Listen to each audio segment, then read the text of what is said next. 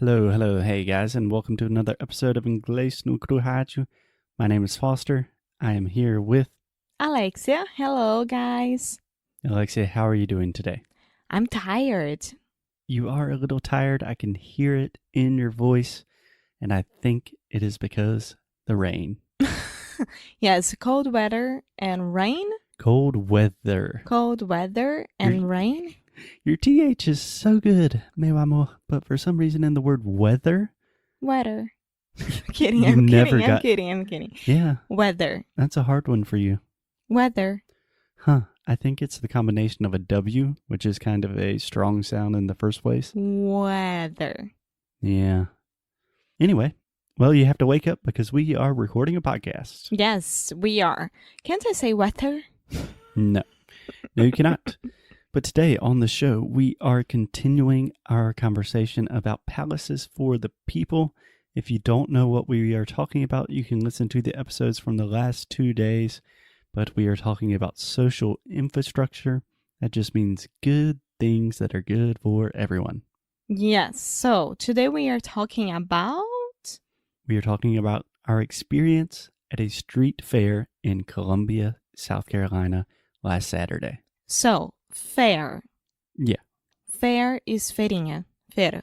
Yeah, I don't know if I am translating this in a weird way because I'm thinking of feirinha. Honestly, I would probably say a street market or an open street market. Okay, just street market. And this works for like feira, fruits and vegetables and etc. Or this kind of feira that we went that is food trucks and I don't know. Yeah, it can be used street market, street fair. These can all mean feira, feirinha, whatever you want. Pretty much all the same thing. So last weekend we were attending my cousin's wedding in Columbia, South Carolina, which is the capital of my home state of South Carolina. Which was my first place really walking around downtown. It's your first time in Columbia. Yeah. What'd you think? Did you like the city? I love the city. Yeah, it's pretty cool. Yes, I think it's very nice. It has a lot of restaurants and pubs and bars and things to do. All the stores, parks, and history. So I love that.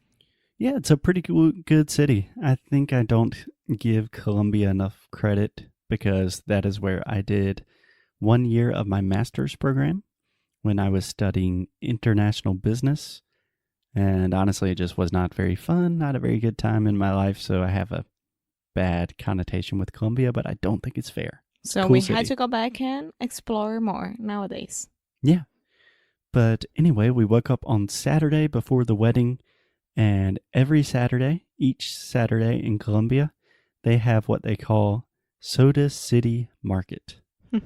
I don't know why the nickname Soda City exists, but it does. So each Saturday, they have tons and tons of street vendors, food trucks, normally live music, great place to eat, walk around, see a lot of little animals, and a lot of special surprises.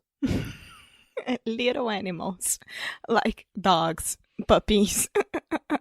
Yeah. So do you want to talk a little bit about the market? Yeah, so it was on Main Street of Columbia, downtown, and it was awesome. I mean, I don't know what I was expecting because we woke up and decided to go, so I didn't have time to like expect for something, which I usually do. And when I got there, it was awesome because we could have all types of food, including Brazilian. Yes. Surprise number 1. There are 3 surprises that we had in the street fair.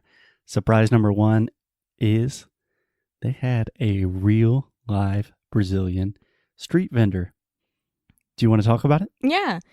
He's a guy from Uberlândia. Alô, Uberlândia. Alô, Uberlândia. Minas Gerais. And he was there selling pão de queijo, cheese bread, and something else like, I don't remember, He was selling a juice with mint and other things. Yeah, but this is not important. The food itself, I don't remember exactly, but it was good because Americans were buying it, but we stayed with the pãozinho de queijo and guaraná.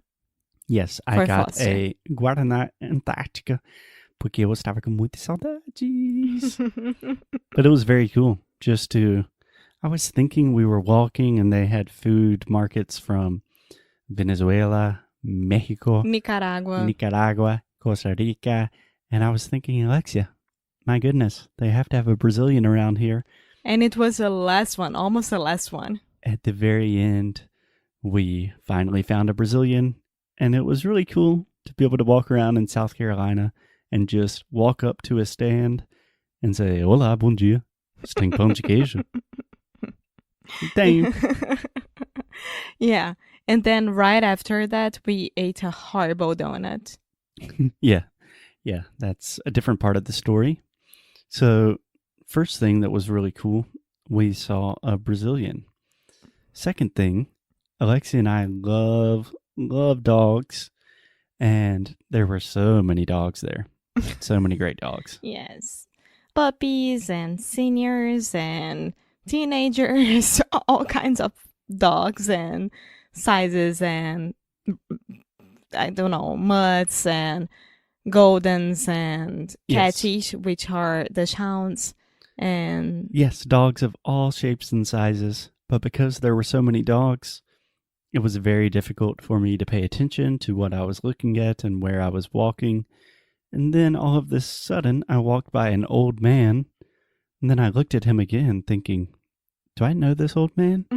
And then it clicked in my brain, that's Bernie Sanders. Yes, so Bernie Sanders, can you explain to all the people who he is? Yes, Bernie Sanders, also known as just Bernie. Feel the burn. Hashtag feel the burn. Bernie Sanders is a 2020 Democratic candidate for the President of the United States of America. He is quite old. He's a grandpa. He's a little bit crazy. He has a really funny Brooklyn accent. But he's a Democratic socialist. So he's the only socialist in the United States. And it does not matter if you agree or disagree with him. You have to admit that he's kind of awesome because he's crazy. He does not give a shit about what anybody says about him.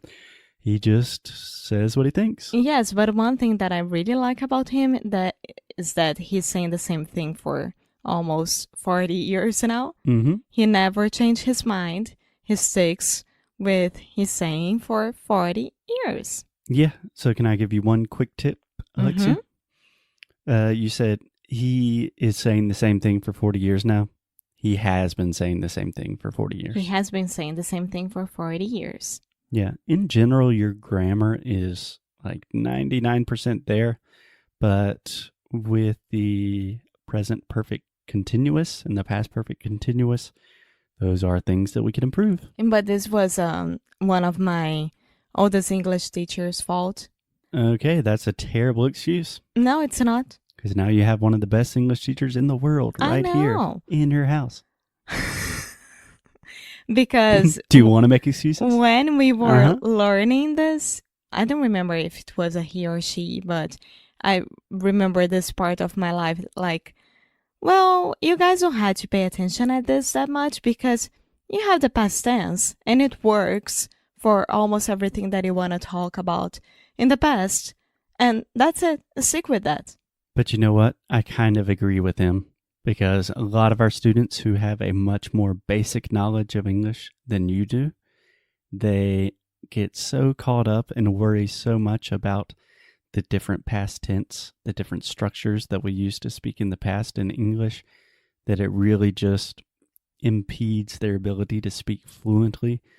So I only recommend focusing on these really specific things when you have quite a high level of English like you do. So here I am today trying to get better at this. Mm-hmm. And still making excuses about the past. Stop it.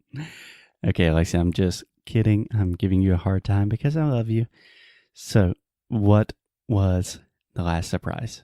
Ah, the puppies. Puppies for adoption. Oh, puppies for adoption. And it was Australian Shepherd mixed with Border Collie. Yeah, two dogs so that I really love. Fluffy and so... I don't know. Yeah, so it's a dangerous situation when Alexia and I are with a lot of puppies that are up for adoption because they're super cute and we both love dogs and Alexia gets really sad. But when we were looking at the puppies, there was a little girl literally crying, and then someone said, Foster? And it was my cousin.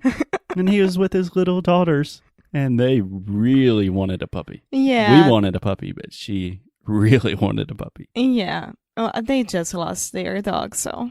And they are kids. I do understand that. I would be the same as them. Yes, but bringing back this experience to Palaces for the People, think about this. We just walk out on the street to an open market, and in 1 hour, we are eating pão de queijo, drinking guaraná. We see Bernie Sanders. Holy shit. Then we see a ton of puppies, and I get to see one of my cousins that I haven't seen in a long time. That is what we're talking about here. Public social infrastructure is good. It's good for everyone. Parade and a lot of people singing. Oh, yeah. We also saw a parade with a marching band. That's cool. And a lot of people singing. Yeah. So go to market. Go outside. Get on the streets. Go to where other people are hanging out. 2 days ago, we said go to the library. Yesterday, we said go to parks. And today, I think it's just get out of the house. We're just getting more simple every time. Yes, just go for a walk. 1 hour walk per day. Yeah, you can even listen to this podcast while you're doing that. Yeah, of course. And if you want to share this podcast with a friend or leave a rating and review in Apple Podcasts or wherever you listen to this podcast, that would be cool too, because it really helps other people find the show. So get out of the house and maybe leave a review for the podcast. Okay, so I'll see you in the next episode. I'll see you in the next episode. Sorry for ending this show with an advertisement, but no one leaves reviews, and it really helps the show. And if you leave a review, we will read it on the show, and it will be really funny. Okay. Okay, we'll see you guys tomorrow. Bye.